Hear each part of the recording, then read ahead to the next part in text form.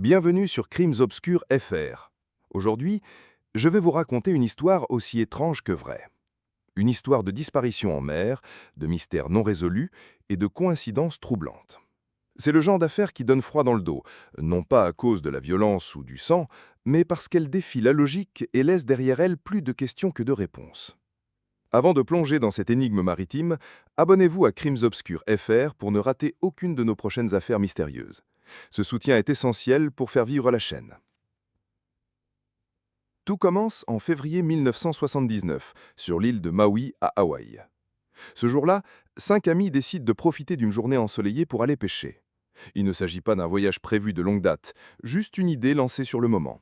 Il fait beau, la mer est calme, alors pourquoi ne pas en profiter? Parmi ces 5 hommes, on trouve Scott Moorman, un Américain de 27 ans originaire de Californie.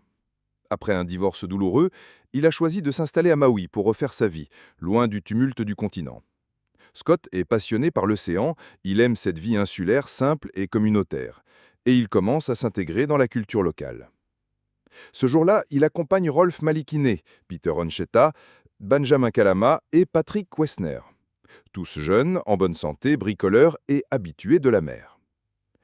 Les 5 amis empruntent un petit bateau à moteur de 5 mètres appelé la Sarah Joe. Un nom simple, dérivé de Sarah et Joe, les parents des frères Malikine. Rien d'exceptionnel dans cette embarcation. Une coque blanche, un moteur Johnson de 85 chevaux et pas de cabine. Une barque ouverte basique mais solide. Avant de partir, ils achètent des bougies pour le moteur, de la nourriture, quelques bières et prennent le temps de faire le plein d'essence. À 10 h du matin, ils mettent les voiles en direction du canal d'Alenuyaha, une zone connue pour ses courants puissants. Mais personne ne s'inquiète, la météo semble parfaite. Pourtant, aucun d'eux ne consulte les bulletins météorologiques.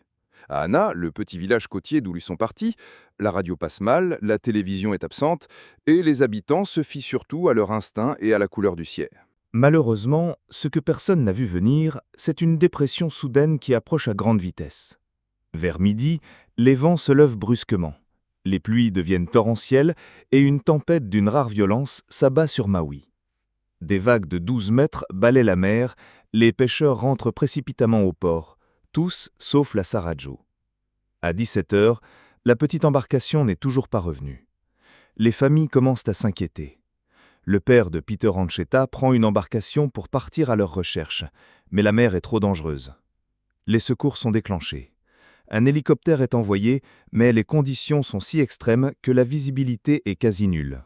La nuit tombe. Les recherches reprennent le lendemain, mais toujours rien. Ni épave, ni débris, ni signe de vie. Après 5 jours, les gardes-côtes suspendent les opérations. Plus de 60 000 km² d'océan ont été fouillés, en vain. Mais à Maui, personne ne baisse les bras. Les familles des disparus sont convaincues qu'ils sont encore vivants. Tous sont de bons nageurs, certains font même du surf. L'île s'organise, une cagnotte est lancée. On récolte près de 50 000 $ pour financer des recherches privées. Des volontaires inspectent les côtes de Big Island et du sud de Maui. Des feux sont allumés chaque soir sur les plages, dans l'espoir de guider les disparus. Mais rien, pas même un bout de bois. La Sarah Joe a disparu, complètement. Et pourtant, ces bateaux-là, la marque Boston Whaler, sont censés être insubmersibles. Mais on disait aussi ça du Titanic, non? Et on sait tous comment ça s'est terminé. Abonnez-vous à Crimes Obscurs FR si ce genre d'histoire vous captive, ça m'aide beaucoup à continuer de vous en raconter. Officiellement, les autorités concluent que la Sarah Joe a sombré pendant la tempête. Les 5 hommes sont déclarés morts. Les familles pleurent, les habitants essayent de tourner la page. Mais l'histoire, elle, est loin d'être finie. Car ce qui va se passer ensuite dépasse l'imagination. Et si je vous disais qu'on retrouverait la Sarah Joe 10 ans plus tard, à des milliers de kilomètres de là, par un incroyable hasard, et que l'un des disparus, Scott Moorman, refera surface, ou plutôt ce qu'il en reste. Continuez à regarder, car ce mystère ne fait que commencer. Et surtout, n'oubliez pas de vous abonner à Crimes Obscurs FR pour ne rien manquer. La suite arrive, et elle est encore plus étrange. 10 ans plus tard, en septembre 1988, un pêcheur thaïlandais travaillant au large des côtes de Taïwan remarque une embarcation dérivant lentement. Elle est couverte d'algues, rongée par le sel, et semble abandonnée depuis très longtemps. En s'approchant, il lit un nom à peine visible sur la coque. Sarajevo. Le même nom que celui du bateau disparu à Maui en 1979. Rapidement, la police maritime taïwanaise est alertée. Le bateau est ramené à quai, inspecté, et l'information parvient jusqu'à Hawaï. Les familles sont sous le choc. C'est impossible, pense-t-elle. Comment un petit bateau sans voile, avec si peu de carburant, aurait-il pu traverser l'océan Pacifique sur plus de 9000 km? Et surtout, dériver pendant près d'une décennie sans être détruit. Et pourtant, c'est bien le même bateau. Les numéros de série le confirment. Mais ce n'est pas tout. À bord de la Sarajevo, les autorités taïwanaises trouvent un squelette humain. Il est allongé dans le fond du bateau, recroquevillé comme s'il s'était couché pour mourir. Les analyses ADN révèlent une vérité glaçante. Il s'agit de Scott Moorman, seul, sans trace des 4 autres passagers. Les experts estiment qu'il est mort plusieurs mois, voire années, avant la découverte du bateau. Son corps, partiellement momifié, a été conservé par le sel et les conditions en mer. Aucun journal de bord, aucune bouteille à la mer, aucun message n'est retrouvé. Rien ne permet de reconstituer ce qu'il s'est passé à bord. Alors une question obsède tout le monde. Comment Scott Moorman s'est-il retrouvé seul à bord de la Sarajevo? Que sont devenus les 4 autres? Ont-ils sauté par-dessus bord? Sont-ils morts en mer? Ou bien ont-ils atteint une île quelque part et n'ont jamais pu contacter l'extérieur? Toutes les hypothèses sont envisagées, mais aucune preuve n'émerge. Et si Scott avait survécu des semaines, voire des mois, seul à bord de ce bateau, dérivant lentement vers l'Asie? Le simple fait d'imaginer cette solitude absolue, cette attente interminable, sans eau potable, sans repères, fait frissonner. Abonnez-vous à Crimes Obscurs FR si vous ressentez, vous aussi, ce vertige devant l'inconnu.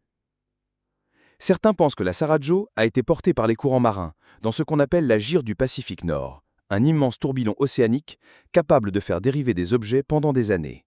D'autres croient que un ou plusieurs survivants auraient pu rejoindre une île quelque part et n'ont jamais été retrouvés.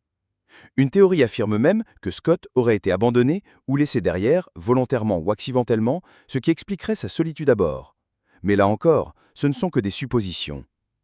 Les familles des disparus, elles, ne cessent de poser la même question. Pourquoi seul Scott a-t-il été retrouvé? Pourquoi lui et pas les autres? Et surtout, que s'est-il passé sur cette embarcation entre février 1979 et septembre 1988? Cette affaire, bien qu'ancienne, continue de fasciner. Elle reste l'un des plus grands mystères maritimes non résolus du Pacifique. À Maui, elle fait presque partie du folklore local. On en parle encore dans les cafés, sur les plages, entre pêcheurs. La Sarajevo, ce bateau fantôme, est devenu une légende. Et pourtant, derrière cette légende, il y a 5 vies humaines, 5 familles brisées et une vérité que personne ne connaît. Peut-être que l'océan garde encore ses secrets. Peut-être que quelque part, des traces existent encore. Mais en l'état, le mystère reste entier. Merci d'avoir suivi cette histoire jusqu'au bout. Si elle vous a intrigué, bouleversé ou simplement fait réfléchir, alors abonnez-vous à Crimes Obscurs FR. C'est votre soutien qui permet à ces récits oubliés de continuer à exister. D'autres histoires, tout aussi énigmatiques, vous attendent très bientôt. Alors restez connectés, car le crime, parfois, ne laisse pas de traces.